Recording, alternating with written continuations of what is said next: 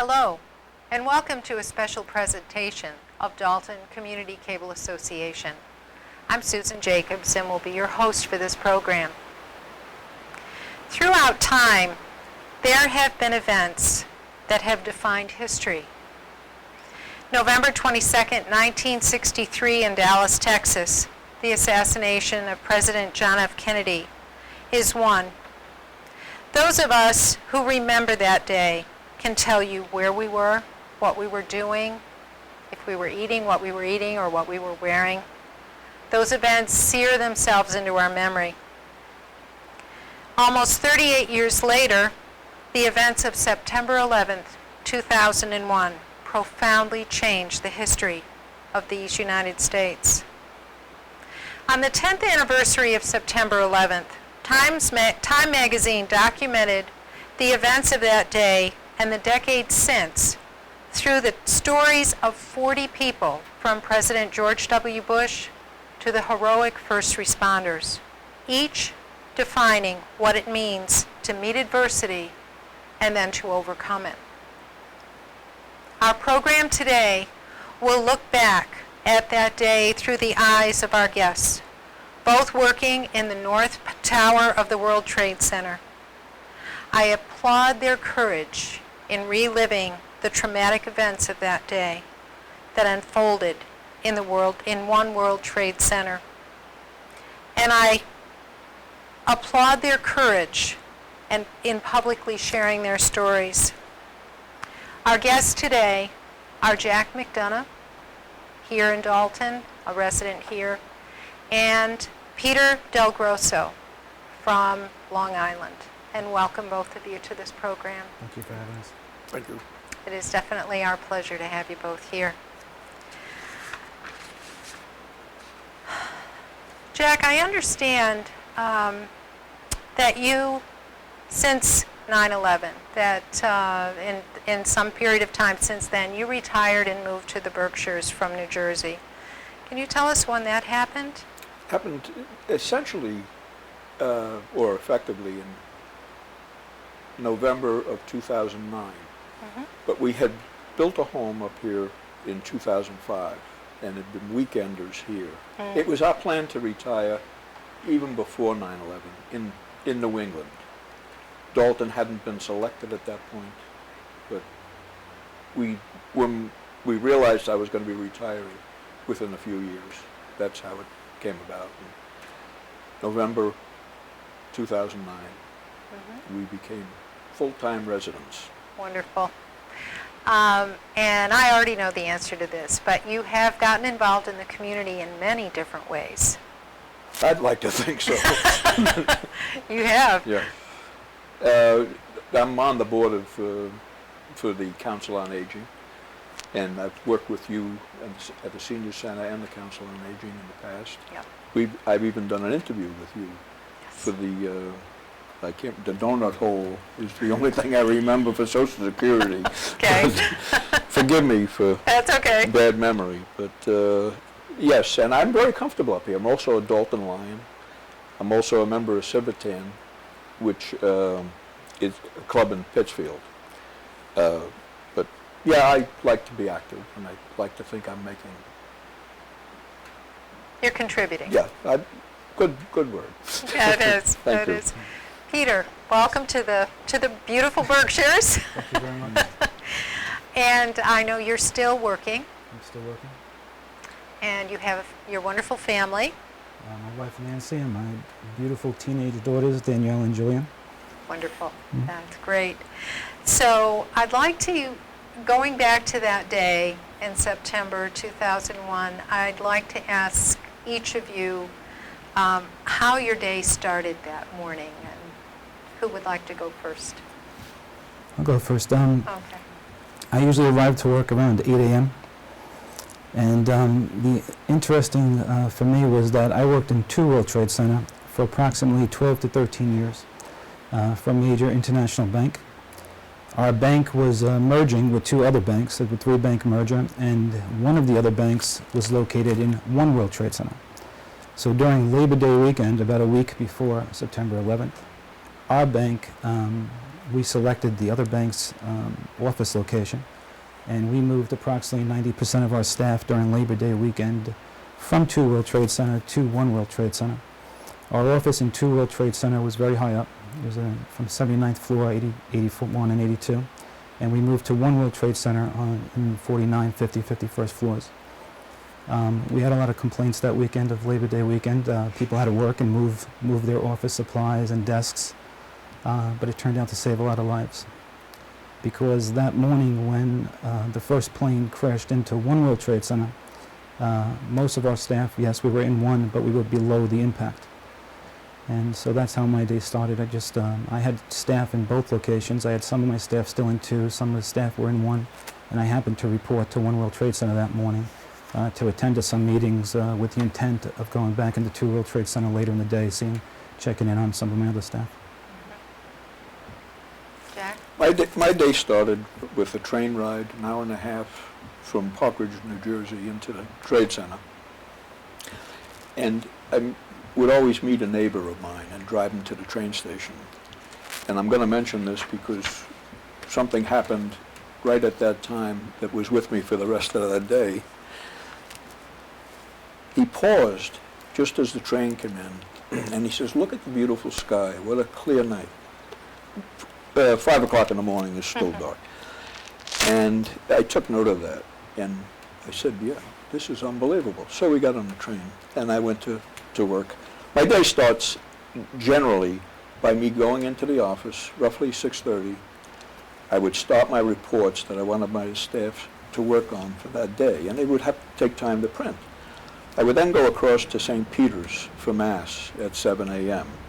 and then go back to the office. On the way to Mass, I also encountered something that lived with me a while, and it was a woman who I would pass frequently on the way to church as she was going to my office. She was a telephone operator for my firm, and it would be the last time I saw her.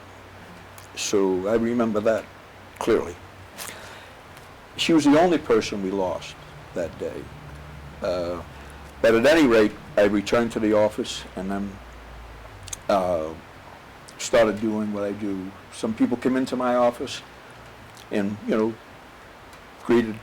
exchanged good mornings and so forth. And they went back to their desk, and then suddenly there was an impact that I'll never forget. And she screamed, "John, what was that?" And I said, "I don't know." But I went to her attention, I went out to her location immediately, and I said, "I think for this, what's going on in my office, things shifted and everything else, and the floor is vibrating, and that's concrete, like 18 inches of concrete." And I said, I think we're going to have to assume it's a bomb and react accordingly, and we got to get out of here. So I said, let's go to the place where we meet for the purpose of evacuation and do so quickly. So neither of us took any personal effects, and we went right to the general meeting place that's already pre-designated. And at that point, many people had gathered. There was a person there who I had a respect as an authority, though I didn't report to him. And I said, we should leave immediately. And I was told we can't. We have to wait for the building to announce what to do. And I peered down the hallway and I could see a freight elevator, and smoke was just coming out of the doors. And I said, that's a clear sign that we shouldn't lose any time. We should get out of here right away. And he again said no. Now, what was taking place in that area was people starting to get hysterical. So it was not a good time to have a serious discussion on that. Good. So I tried to diffuse the situation, and I said, who has the flashlights that the firm provides in case there's nothing, and there's no lights in the staircase, which happened in the 93 bombing. And nobody had them. So I ran back. I told them specifically, I'm going back to my office. I have a flashlight, I'll get that. And I ran back to my office. This doesn't take 40 seconds at most. I get that. I grabbed my cell phone, which was also in my jacket. I put my jacket on, and I had both, the flashlight and the cell phone. And I returned. When I returned, there was nobody there. And now I was faced with a big decision, because I had been trained to know what to do in an evacuation. And number one rule was, you don't leave a floor unless you're sure it's empty. And that was, you can't assume, because somebody sooner or later is going to ask you, is there anyone left behind? And I made a point to go around that floor to make sure there was nobody there. Few people realize that the size of a floor in the World Trade Center was 1 square acre. And it's a big situation. I ran around screaming, we're evacuating, leave immediately. Nobody responded. I got returned to exactly where I started, and felt that since I didn't encounter anybody, I could now satisfy my responsibility and leave. So I went down to the same stairs that all of the people would have used that were with me originally. Peter, allow me to interrupt for a second.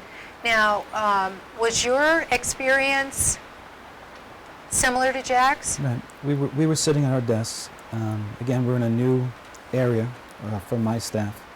And as Jack stated, a loud explosion, and the building was actually rocking. And my desk, I don't know if you can see this table, I remember vividly shaking, almost like an earthquake, because the World Trade Center had some give to it. If you ever went into the vaults, we kept confidential documents in a vault. You once in a while would hear on a windy day the vault actually creaking. And from my understanding, Jack, I'm correct, that the building had a little bit, but anyway, the building was kind of, you could actually feel your desk shaking, and as you said, the floor. And the thing that stays with me the most is we're all looking at each other. What was that? And the next thing we saw in front of the windows, the debris from the impact were coming down, and the wind was blowing the debris into the window. So all you hear is this rattling sound of things hitting the window, and we're just looking at each other saying, what is that? But we have no idea what happened. We had no idea it was a plane. I think I thought it was an elevator explosion. And very lucky for us, one of the gentlemen that works for the bank that we were merging with sort of took us out of our trance. He ran into our room and was screaming, get out, get out, get out. So the people I was with, we all jumped up. Since we were kind of new to the floor, we kind of knew where the evacuation, the staircase was, but he actually led us to that staircase. And so I was with my team, or my department at that point. But as we got on the staircase, one of the people who worked for me said, one of the ladies, her name is Mary, that works for us, went upstairs to the floor above us to get some documents out of the vault. And in the Trade Center, you had the staircases that we evacuated on, but you also had internal staircases that were sort of in the middle of the floor, that for your own company, you can just go up and down these internal staircases.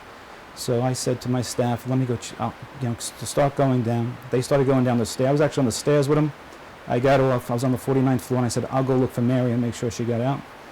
I went up the internal staircase, and again, the layout is kind of new to me because we had just moved in there. I got to the 50th floor, and there was nobody there, which was very eerie.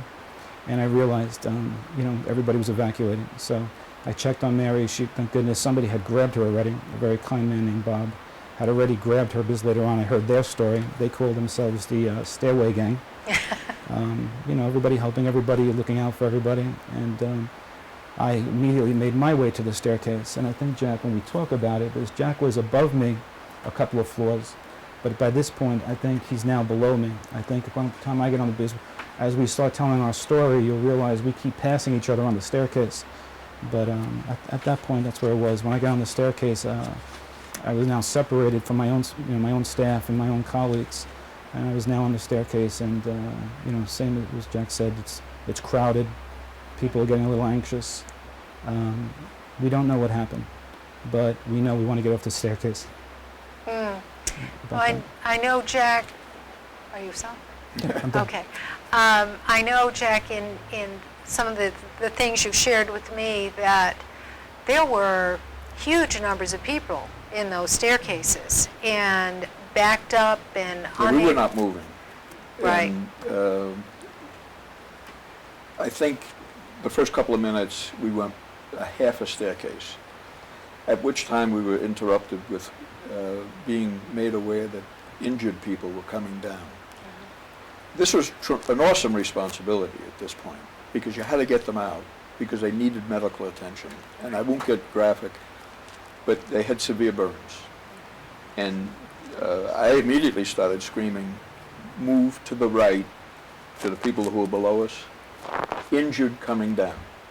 And I repeated that. And I don't know how many people went by, but I saw more than it was difficult. And after they had passed, and by the way, the cooperation was unbelievable. People made sure that these people were able to get out as quickly as possible under the circumstances. You know, I remember the burn victims that were being brought from the upper floors were not, the one thing I always remember, they weren't crying out in pain. I think they were in shock. No, I would agree with that. And as Jack said, everybody's moving to the right, and these victims are walking down, burned. And if they, like I said, the staircase I found in the beginning, people were pretty okay, let's get off the staircase as quick as possible. But when they started bringing those people down the staircase in single file next to you, the mood on the staircase, changed rapidly. Right. Changed in what way? This is serious. This is not a minor elevator explosion. Like in my mind, I'm like, I guess this is not the elevator, and a little bit more tense.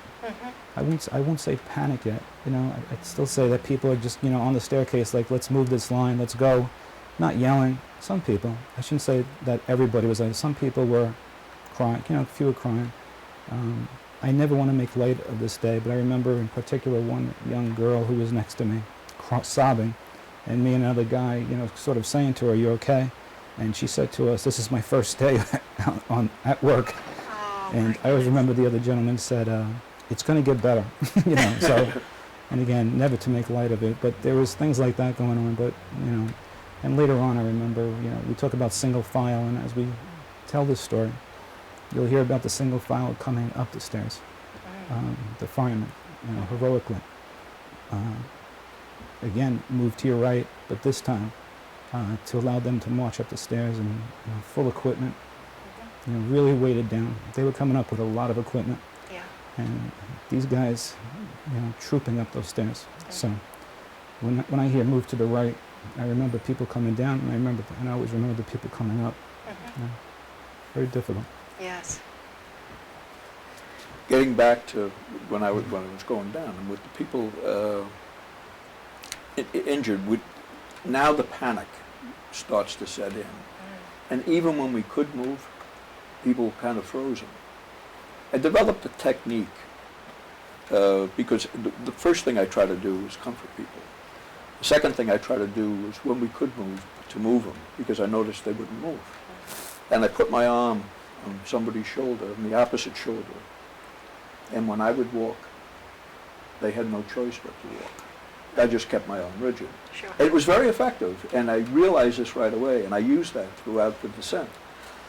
But again, we stalled, and I don't know at what point you want to jump in, but I'm going to go now, and please cut in any place it's fitting, is to when I realized that we were not going anywhere now, and 10 minutes had passed, and we didn't go any movement whatsoever. Now, you started on the 54th floor, is that correct, where your offices were? And your office was on the 49th. 49th. So at some point, after you've gone down apparently about 10 flights? It turned... 10 floors? I shouldn't say flights, floors. 10 floors. Okay. And I'm antsy now. I'm telling the truth. Oh, it's true. I realize, and I've been trained to a certain degree in evacuation of tall buildings. So I wasn't, without any experience. And I knew that this is not where we wanted to be. So I approached the gentleman who was standing near the door to the floor, And I said, if you would make a promise to me that you would remain here, I will go out on the floor and see if I can find another staircase. And he rejected my offer immediately, and I said, whoa. I said, we really don't want to stay here. And I said, I'm willing to go out there, but I have no idea what I'm going to find, and I may need to get back in here very quickly. And I can't imagine what I would do if the door was locked. So I'd like you to stay here, make that commitment, and I'll do my thing. Well, I went out on the floor. He did make the commitment then. And I went out on the floor, and I started to look for another staircase. Well, what I experienced was I was on the 44th floor, which is also known as the sky lobby of the Trade Center. And it's a transfer point. In other words, when you enter the building and you work on a higher floor, you would go to the 44th floor and then get your connecting elevator to whatever floor you were going on there. What that meant was there was 70 sets of doors on that floor. The smoke was unbelievable. And that upset me, because now I can't see that well, and I know I'm breathing whatever. But, you know, and this is not a good place. I start looking and I can't find anything. And it was kind of a complex floor to begin with, because it was a cafeteria in one spot, and I just didn't come up with anything. And I'll bet you that I was there 10 minutes, breathing this stuff that it was awful. And I'm unsuccessful. I quit. To cut it short, I quit about 3 times. And I said, I can't do it anymore. I can't keep reading this. Well, I made another pass and I went out. And I finally gave up. And now I'm trying to make peace with God. I said, I can't do it anymore. And this is silent, but it's what my thoughts are. And suddenly, when I had headed for the door to return to the staircase, I hear a voice. And the voice says to me, what do you need? Well, I almost panicked, and I went back, and where I could see to my left, and I looked, and here's a guy, faint image of a man in the smoke. And he repeats, what do you need? And I said, I need a staircase free of smoke and free of people. And he says, well, I just come out of one when I heard you screaming. And it was an unbelievable moment for me, because I no longer felt alone, and I'm not talking about that gentleman. I returned to the stairs immediately. Oh, I said, can you show me where they are? And unbeknownst to me, there was a perimeter staircase once you reached a certain floor, and I don't know where that started. But all of the others were in the center of the building. He's taken me to the perimeter of the building. And I look, and boy, it's just what the doctor ordered. It's clear of smoke, it's clear of people, and I says, okay, thank you, and he went on his way, and I went back, and I started telling people to come over. And people were reluctant to come out on the floor with the smoke. Why do you think the smoke was? Absolutely. It was intimidating. Okay. So my plea to them was, you got about 60 to 80 feet. I have no idea what the distance was. Just hold your breath. You'll get there. I'm telling you, this is where you want to go. And I'm pleading, and finally I get people going, and I keep telling everybody, keep the chain going. Well, to keep it brief, the chain breaks about 5 times while I'm out there. I'm still out there now breathing this stuff. But I went back and started the process all over again, and finally I see a fellow employee, and he says, what are you doing? I said, I'm trying to get people out of that staircase, you know.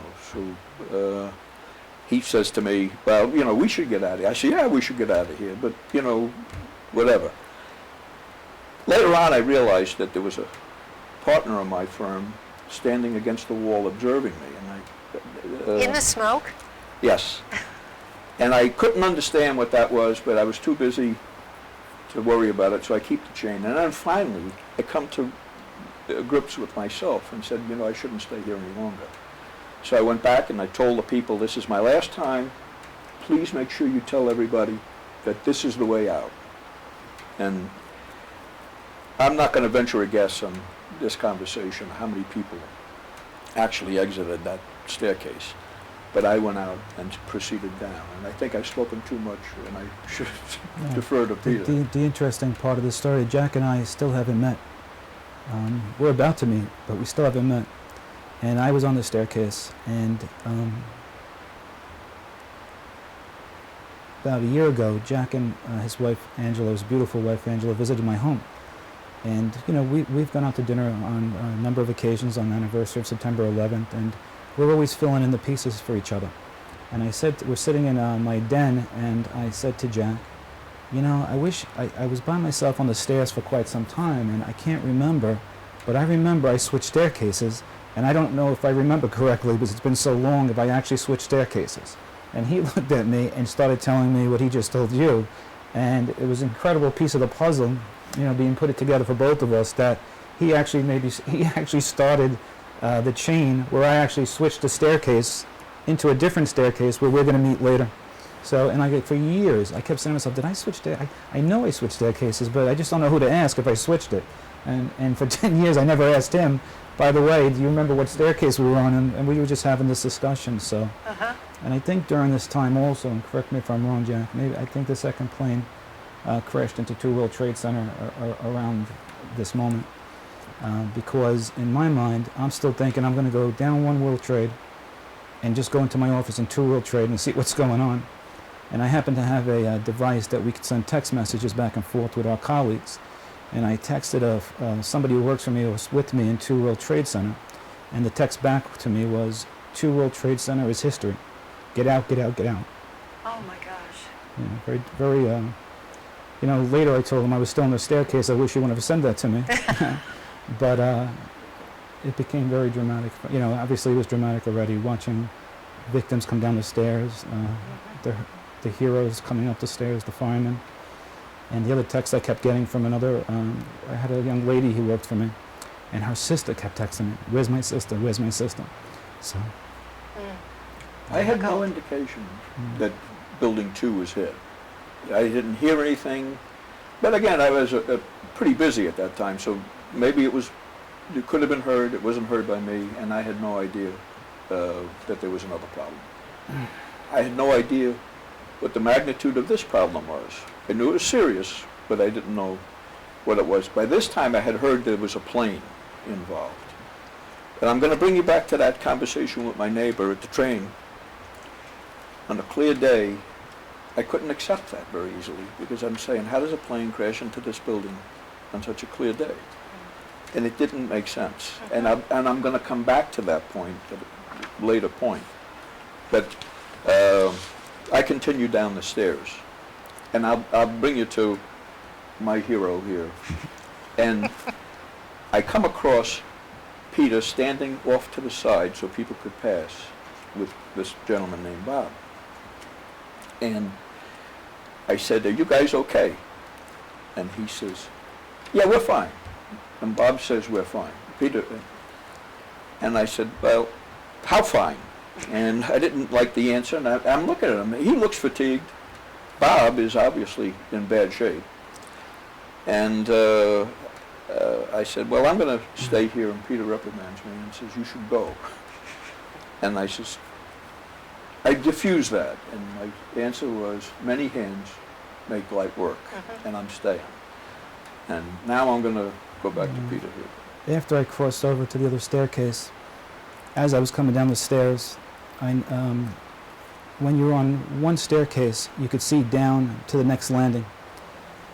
And a woman had collapsed, and 3 men were helping this lady. And it was incredible. And people were just walking by. So I saw the 3 men helping the lady, this woman, and it just, you know, said to myself, what would God want me to do? And I turned that landing, and at the next landing, there was a gentleman named Bob, and beautiful suit, by the way. And I'll tell you why I mentioned that in a second. And I could tell he was fatigued. He had come from a higher floor. His legs had basically given out, and he was kind of just leaning, kind of slumped against the wall. So I stopped and I told him my name was Peter DelGrosso and I'm going to help you. And he told me a number of times, don't worry, just go. I'll wait. Don't worry, I'll be fine. I'll wait for help. And I said, no, I'll help you. I'll stay with you. And you know, people going, but the staircase was going down, and you're getting a little nervous. And I said, Bob, let's try it. And we started going down together, and I was helping him. And we'd go one staircase at a time, get to the next landing. He'd kind of lean against the wall, and I can tell his legs were really, really bothering him. And I'm trying to, you know, help him as we go. My arms around him, and that's, I guess, when I met Jack. We got to a certain landing, and I was a little bit tired, you know. I was helping him a little bit, and he was. And again, the whole time, Bob was saying, "Pete, go." And I said, "I'm not leaving you. We'll go down together." I have to interrupt you. Yeah. Because Okay. Peter is far too modest. This is true.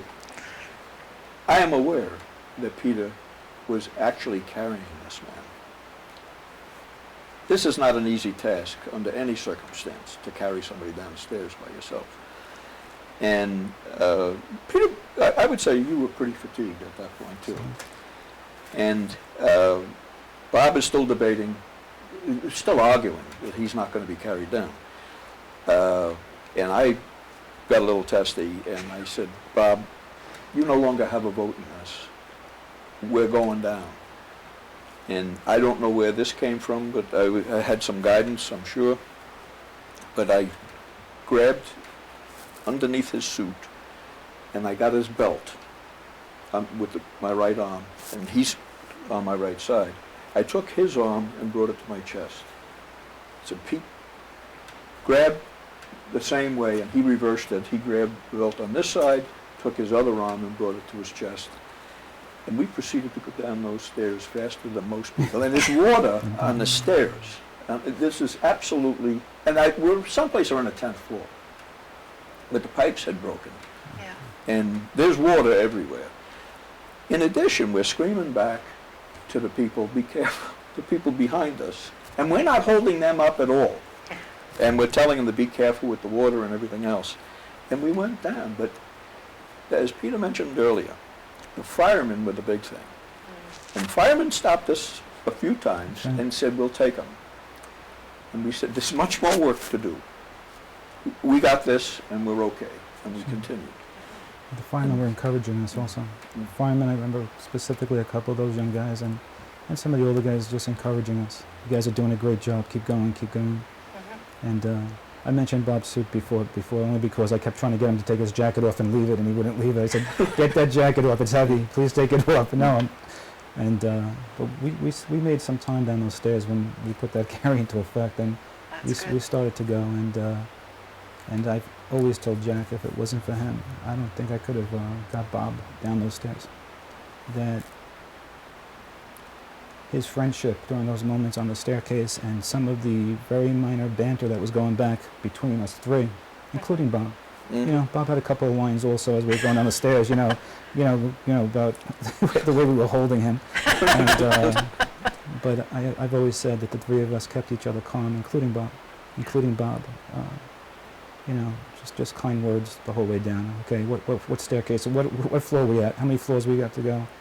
And never knowing what we were about to see when we got off the staircase. Because on the staircase, you're pretty enclosed, and yeah, there's some smoke and some water, and there's some, you know, people upset. But I'm going to let Peter take a little bit after I just mentioned. When we reached the concourse level, is the concourse level? No, it's the mezzanine level. I'm sorry. Where it's a wraparound. It's not a full floor. Okay. That's where this staircase exited onto that little mezzanine. And there were firemen there greeting us, again, offering to take Bob off us. And we said, no, we're okay. After you got out in the mezzanine, you had to go down this single escalator. It's only a one width, not like a double. And the fireman opened the door. And at that point, there was the most horrific scene because you could see out into the plaza. And I'm not going to go, if you're capable, Peter, go right ahead. But that was a defining moment in this. We now knew the gravity of the situation. And then we had to get down this staircase. And I'm going to go back to you as soon as I talk about the fireman. There's a fireman at the bottom of that staircase. And I have now been given a horrible message. And that Peter is first, Bob is second, and I have the benefit of looking down at this fireman. I mouthed to him. I didn't yell it. I just said, what happened? And he says, a plane. And I says, commercial, back to him. And he goes, Oh and my this gosh. brought me back to my neighbor's statement. And you're not going to believe what I'm about to say. But now the whole day made sense. I realized that 2 planes crashed in midair and one veered into our building. That was my conclusion because of the clear day. And part and parcel, because in 1959, when I was in high school, there was a crash over Brooklyn and Staten Island where that happened, and a plane came down not too far from where I lived. So I was familiar with that. But it did make sense, even though it was an incorrect conclusion. True. But now I'm spent. There's the tissues. We're all well supplied. And so we get up the stairs, and as Jack mentioned, everything opens up, and you can see the destruction outside. And the other thing that happens is now you're no longer confined to 2 people on a staircase. You're now in the lobby of the World Trade Centers, going through the revolving doors in this big, huge lobby, and people are running because now they have the freedom to run and get out of there. And I remember the police officers on single file just waving everybody through, go, go, get out, get away from the building, yelling, get away from the building, get away from the building. And we still got Bob. And we're trying to get a stretcher for him. And they basically, I think, and correct me if I'm wrong, Jack, originally said, no, get him out, get him out. And I later believe, and I don't know if this is correct or not, they didn't want to start putting people on stretchers because they thought maybe other people would just start falling over. They just wanted to keep everybody, keep your feet moving, get out. And Well, you went over to the bakery. The 3 of us went over to the bakery, and to describe the scene, water is coming out of the ceiling. We're standing in water, probably ankle deep. And Bob is spent. He has nothing left now. We're supporting him. And there's a fire chief in the doorways that lead back into the building. And I told Pete, I said, listen, I'm going to talk to the chief. And I go back to the chief, and he tells me he can't assign a paramedic. And I says, why? Just as you responded. And he says, we can't assign a paramedic to somebody who doesn't have an injury. So now we start debating what is an injury. And I said, for God's sakes, call it a descent injury, whatever you want to call it. But this man can't go, and the 3 of us are standing there. And I says, this can't be the case. And to cut the story short, at that point, the chief did something that surprised me. He flagged a paramedic off in a corner, and he motions for him to come over. And the guy brings up the gurney. And he's probably a good distance away, and he says, follow this man's lead and provide whatever assistance you can, which amazed me. But the only one who was more amazed was the paramedic. And he comes over, and the paramedic was great. We get over to Bob. He brings the gurney over, and then he says to me very politely, can you do me a favor? And I look, and he says, I can't move this man in the gurney with this much water. Can you carry him? Do you recall that, Pete? Sure. And we carried him again to another location where he felt we could get him in the gurney, and then So we get to a certain spot where we can hand him off, and then it was kind of I don't want to say Three Stooges, but we started saying to each other, okay, all right, we're going to go now. And we say to Bob, who do you want us to call? And next thing you know, we're all pulling out our wallets, taking business cards out, saying, okay, here's my business card, here's my business card, here's my business card. And Bob said, please call my wife. And he wrote his wife's name. Her name was Lee. Later on, months later, we had the pleasure of meeting this wonderful woman, charitable, woman of God, unbelievable. But anyway, he gave us the card and he said, "Please call my wife." And we stuck it in my pocket.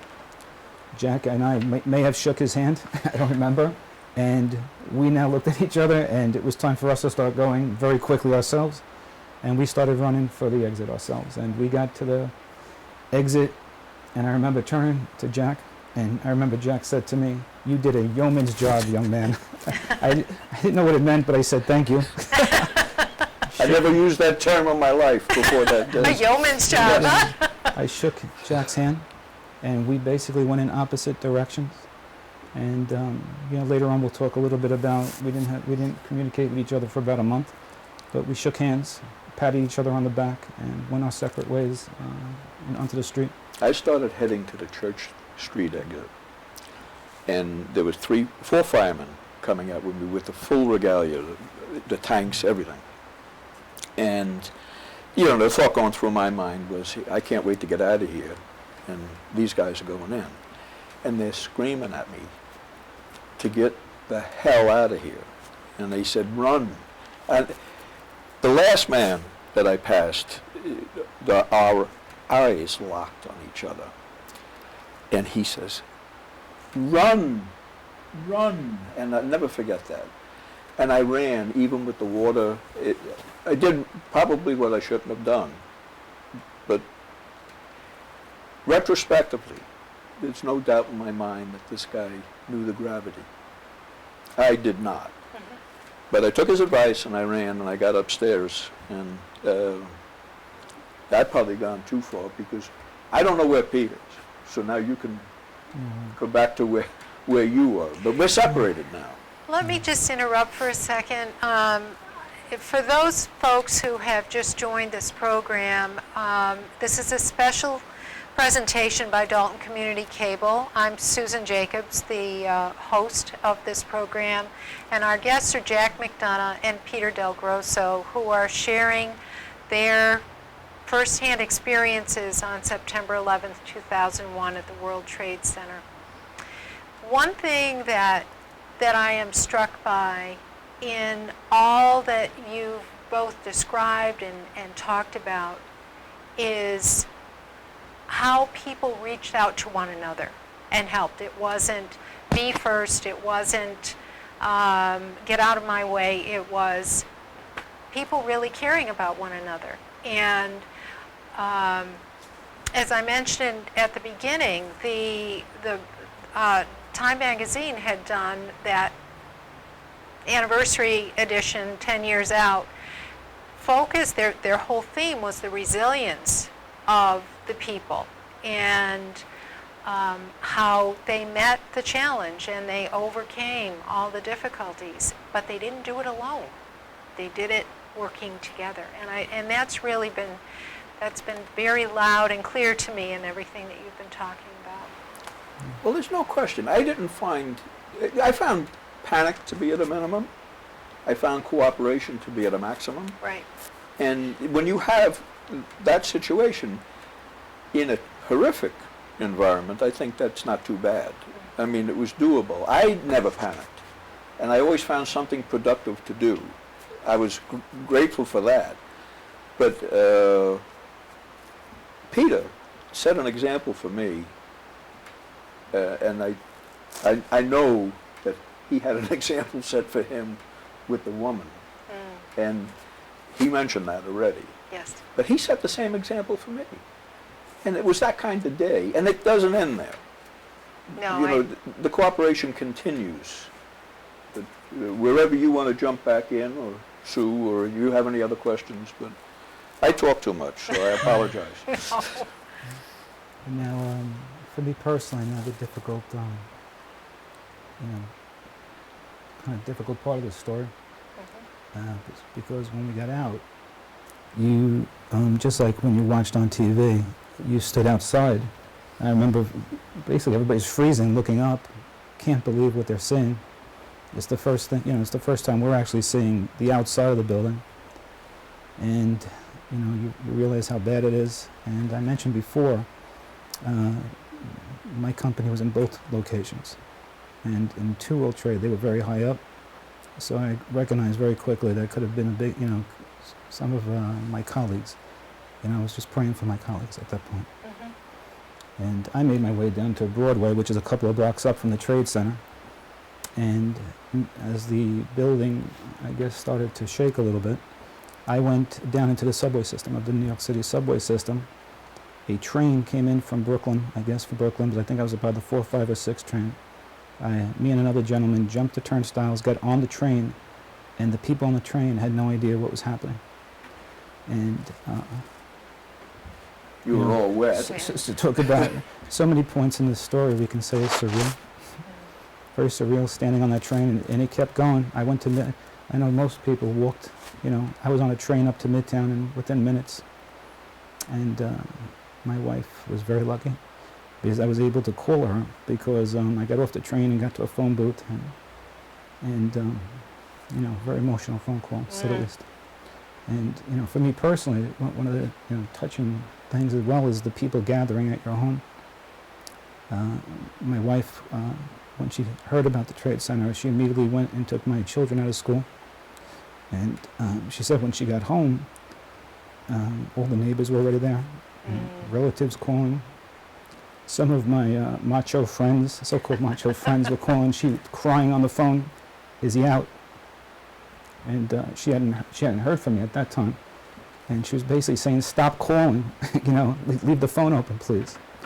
But very emotional moment, when I got in touch with my wife, and later on I found out that 23 of my colleagues had perished. They were in 2? Yeah. So, very difficult time. Very, very difficult time. I think, if I can interject with the sensitivity of that, all of the people who perished had the unfortunate direction that it was safe in Building 2. They were down on the elevators, is that correct? And they went back up. One of our colleagues survived the second plane crash. And he, because of that, he's told us that when One World Trade Center got hit,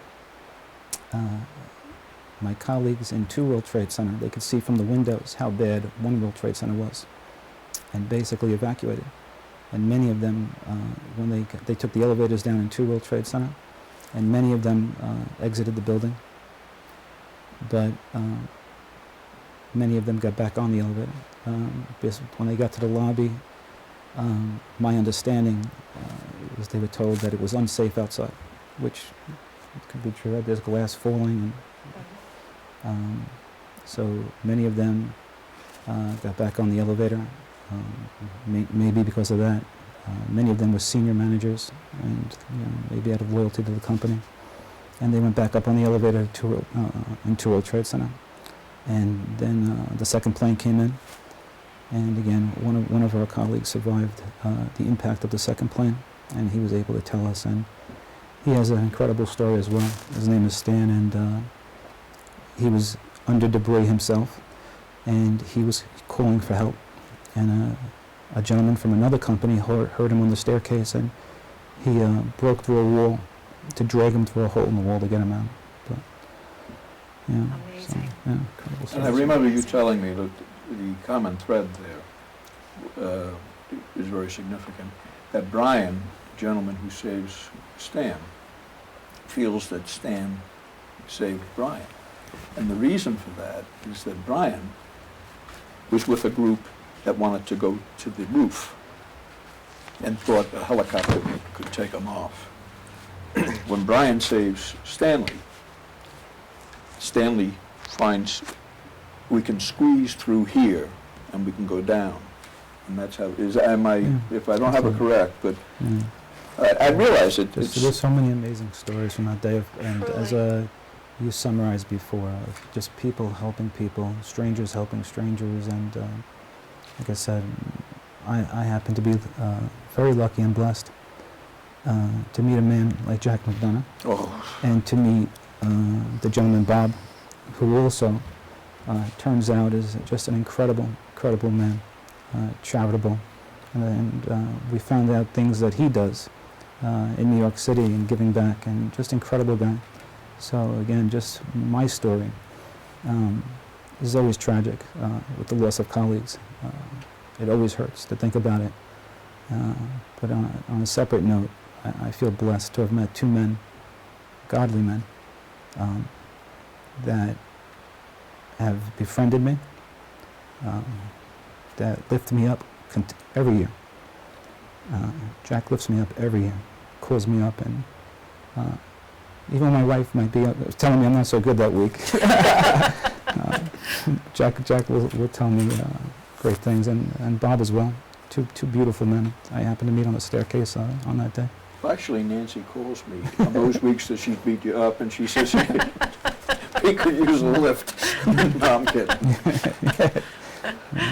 That's how you get through this, Jack, is humor. Well, it worked for me. As a matter of fact, I will share a little thing about Bob. We learned that Bob is quite a gentleman, and his wife Lee. But and Pete, Nancy, Angela, and I, and Lee and Bob had gone to dinner.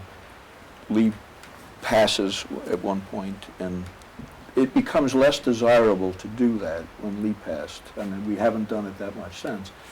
But one night we're at dinner, and after Lee had passed, and Bob and I are talking, and I'm now, years have gone by, and I'm revealing things that I was always reluctant to share, and one of them was that I was always tormented by the fact that the paramedic was taking Bob to building number 7. And that night I said to Bob, I said, you know, you caused me more pain and anguish. I says, because about 11 o'clock at night I find out that building number 7 went down. We put you there. And I said, when we finally spoke, I said it was quite a relief. And so a little bit of humor retrospectively. But the thing that I made Bob promise me that he would tell me whenever he was in any building in the future. And the reason for that was in 1976, he and I evacuated a fire in the same building. Oh my I swear to God. And that's 1976, many, many years before this takes place. Wow. 25 years. So you had known him previously? No. It was coincidence. It comes up at the dinner that he evacuated a building before. And I says, it wasn't one New York Plaza, was it?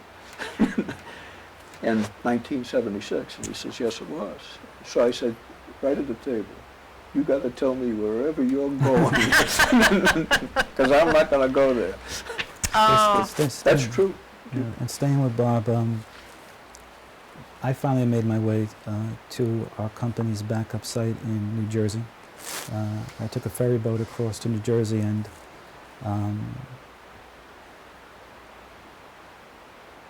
we knew we had people missing right away. So we started taking sort of attendance. We had a New York City office as well, and faxing back and forth to each other who was missing, or who I shouldn't say who was missing at that point. If we saw or somebody called and said, I'm okay. Even my wife Nancy was calling. Maybe there's a lot of staff were calling my house saying, is Pete okay? And she would relay the information to me, who was okay, and not just me, but otherwise were helping us as well, you know, calling the office and telling us who was calling. And you know, later on in the evening, the list kept going down, and then it stopped. And you know, we had a desk where the families were calling, and we started to realize who was missing. And it was, of course, it was very difficult. And at some point during that time, I don't know why, but I went to my jacket and pulled out Bob's card and said, I forgot to call his wife, like I promised. And I called his house, and it had to be early evening. It was like I said, I just forgot. It was just so chaotic. And the phone was picked up, but nobody answered. And I knew right away, that the person picking up the phone has no idea what's happened to her husband. And I basically stated that my name is Peter DelGrosso, and with the help of Jack McDonough, we carried your husband out of the World Trade Center. And, she was telling me she loved me, but he wasn't home yet. So I didn't know the part of the story Jack just mentioned. I would have got a little bit nervous, but I assured her that he was fine and that he was out. And it was a very, very touching moment, to say the least. And a few hours later, I actually called back to see if Bob ever got back there, and he arrived home safely. Yeah, so another interesting experience with that. So many stories, so many times that people reached out to one another and lent a hand and just made such a huge difference. Did you have anything you wanted to add, Jack? Well, because I was going to share this email you gave me. Okay, the burden that Peter had was much more significant than my experience. But I'll close with, my biggest regret is that no one in my family knew that I was out. And it was quite a while before word got, and Angela was in Baltimore. And at that point, it was late in the day. It must have been 12:30 before I got any word back to my family. That was on Noon or midnight? No, noon. Noon, okay. Long enough. Long enough, as you They all knew right. where I was. Yeah. Nobody knew I was okay. Yeah. But it worked out okay, and I did that. But please feel free. I interrupted you. No, that's quite all right. So your company lost how many? 23 people. 23 people. 23 people were lost, and I hope today isn't Jack and I's telling a story about how we helped Bob or cleared a path. I told Jack that I'd just like to talk about our story so my children can know what happened that day. And we'll never forget the 23 colleagues of ours that were lost. Just very difficult to even speak about that part of the story, so please forgive me if I don't. That's all right. It's not because it's the most important part of this whole story, but the most difficult to speak about. But to me, it's extraordinary that you were in World Trade Center 1 on a lower floor. All the research that I've looked into in preparing for this, I learned things that I hadn't known before. And one was that those buildings weren't set up for helicopters. Even the people who made it to the roof, there was no way that any help was going to be able to come that way. And then in World Trade Center 1, everything above where the plane hit, there was no way for those folks to get out. And how important it is for us not to forget, and not to lose touch with that human element, that reaching out, that caring about one another, and demonstrating that compassion. If I can interrupt. Please do. That point really comes to light when you exit the building. That was what I saw. Yeah. The other things were we were all in the same boat, okay?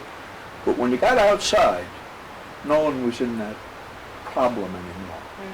But you started to see things where people would help one another. One of the most touching things to me was, New York has street vendors selling hot dogs and whatever. And the thing I remember most were people, I did not get caught in the plume. And many, many people did. But I can remember hot dog vendors taking a bottle of water like this and just pitching it to somebody who's covered so they could wash out their eyes. There was no charge for that. Of course not. But these people were just doing this left and right. And they may seem like insignificant acts, but if you're the person with the stuff in your eyes, this is hardly an insignificant act.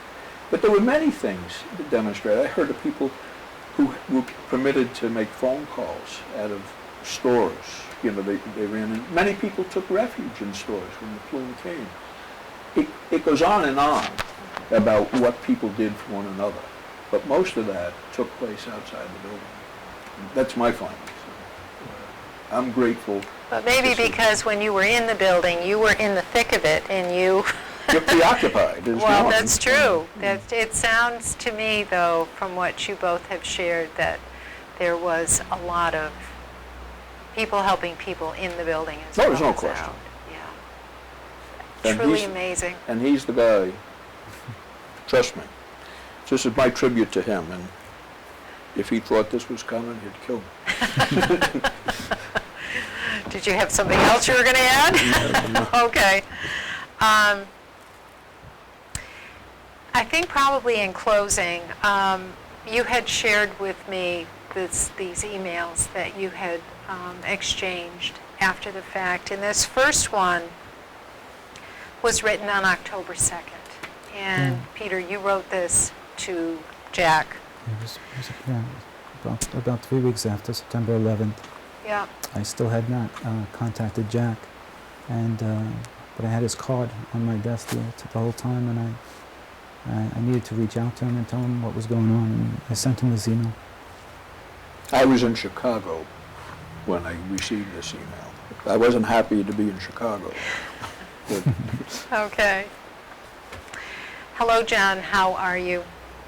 My name is Peter DelGrosso. On September 11th, I met you in the staircase at One World Trade Center, and with your strong help, assisted Bob evacuate the trade center.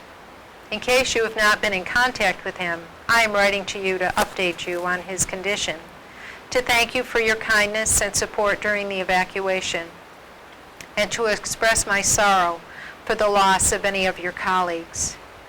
Here in our company, we are missing 19 people, and that number was going to go up. After evacuating, making my way to Midtown and contacting my own family, I was able to phone Bob's wife, Lee. At first, she was hesitant to even say hello, as I realized she was expecting the worst. I told her my name was Peter DelGrosso, and with the help of a man named Jack McDonough, we had carried her husband down the stairs during the evacuation. She immediately began to cry, thanking me profusely and telling me she loved me. John, it is one of the most memorable moments of the day for me. I felt Lee's pure joy and love for her husband, and for a moment, it overwhelmed me.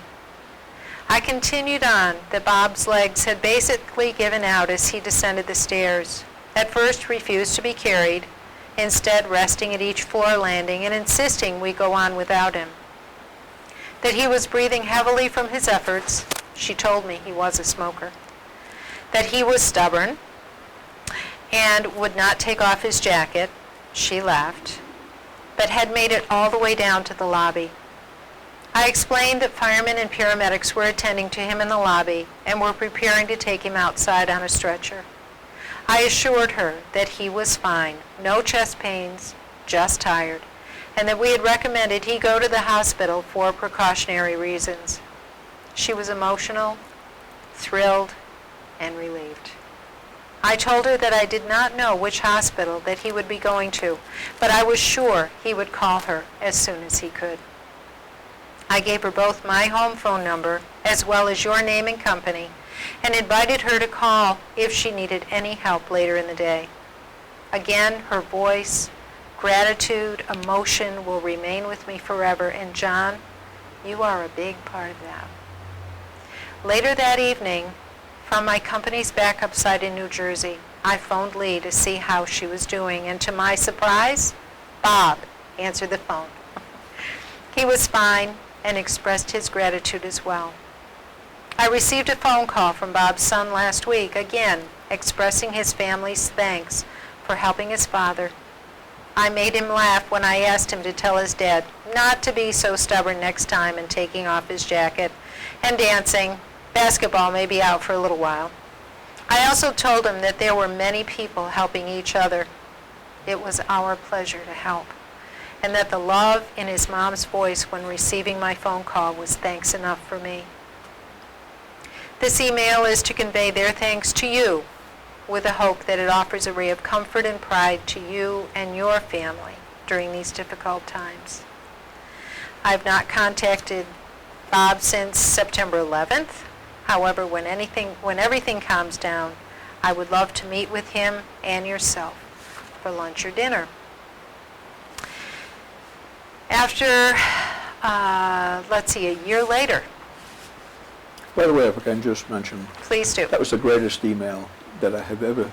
How did that make you feel? Oh my God.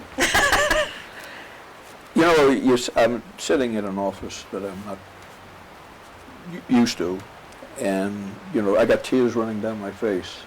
It was an incredible email. He's quite the author, as he is the man, and He writes an awfully good letter. yes, he does. And it's probably the best thing I've ever received, because it was all good news. Yeah, well, you know, the good news to what he was addressing to me. Obviously, what he went through was not good news. But I made a point to reach back to him very quickly. I'll leave it there. I'll give you another interesting part of that email. Several years later, Bob's wife, Lee, passed away. And a friend of mine was starting a school for autistic children. And I knew Bob had a interest in that, so I called him out of the blue on the day of the event and invited him to come with me. And I visited him, and I brought that email with me. This was 7 years later. This is after he had never seen that, and it was after his wife had just passed away. And then he read about his wife's love for him, and again the tears on that day requested me to give it to him so he can show his children. So that email seemed to make full circle among the three guys, among the three guys. That's wonderful. Yeah. And including your reading it today. Mm. Would you like me to share Angela's? Sure. Okay. A year later, on September 4th of 2002, Angela wrote to you. And if you have some time, you may wish to return a message to Peter. You need only express what is in your heart. So what was it? What I originally read? That was dinner. We had gone to dinner. Nancy, Okay. Pete, Angela, and I Okay. had gone to dinner for the first time. And this is a reaction that Angela is prodding me to make sure I thank Okay. them. All right. And, well, prodding me. She wrote it. And it did an exceptional job, I might add. So, your wife writes to you, if you have some time, you may wish to return a message to Peter. You need only express what is in your heart. You can also tell Peter how much I appreciated getting the opportunity to meet him and his wife. They are a wonderful couple who fit hand in glove. They have such positive attributes, too numerous to mention. Their children will someday realize how lucky they are to have unselfish parents. After listening to Peter and you describe your fateful descent down the staircase and through the concourse, I don't know who was the sail or who was the wind. On the other hand, maybe you were both two thin masts lashed together to make one thick, strong mast. I went to dinner with one hero and left with three heroes. There are many kinds of heroes, and maybe Nancy did not physically carry anyone that day. I could tell from listening to Peter and Nancy that Nancy supports Peter and the children and family life in such a way that enables others to do unselfish actions. I don't remember what I ate for dinner that night, but I will always remember Peter and Nancy. Here is to meeting again. Angela. Well, what a lucky guy I am to have two authors in my life. You both are indeed blessed. Big time. No question about it. Big time.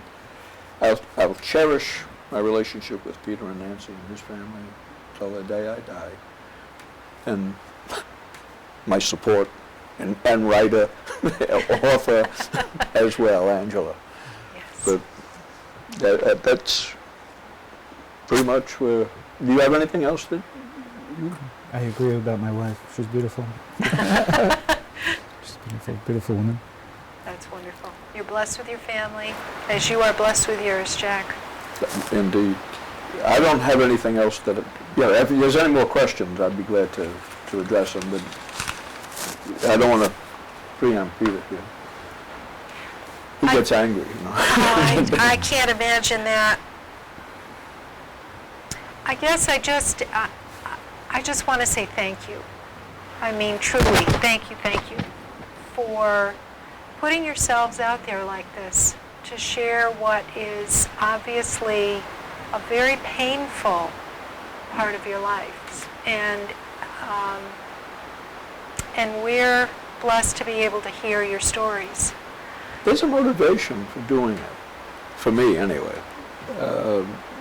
Many people, when they learn that you were there, almost feel they have a need to know. And I don't mean that in a bad context, No. but the questions are very probing. So I did it in that spirit to answer the questions that people may have. I don't know what your motivation was, but I would assume the same. The same. That's good. Very small story. Very small story, very small impact compared to the tragedy of that day and the suffering of many people. But we just wanted to share a good story of not just us, of many, many people helping each other on that staircase. Very powerful. Thank you for taking the time. Very powerful. Oh, chat. I am honored. I'm really honored to be able to be part of this, and I thank you so much. And I just think it's so important for people to tell their stories. We do it here in Dalton with the Veterans History Project, and the veterans are able to safely tell their stories, what they're willing to share, and avoiding the things that are just much too painful to talk about. And it's there for people, for their families. It's there for future generations to really help them understand what happened. And it's those firsthand accounts that really bring it home. So thank you so much. Thank you for having us. Thank you. And thank you, too, for joining us. Again, I'm Susan Jacobs. I've been privileged to host this special presentation by Dalton Community Cable. The guests today have been Jack McDonough and Peter DelGrosso, and Memories of September 11th, 2001. Thank you for joining us.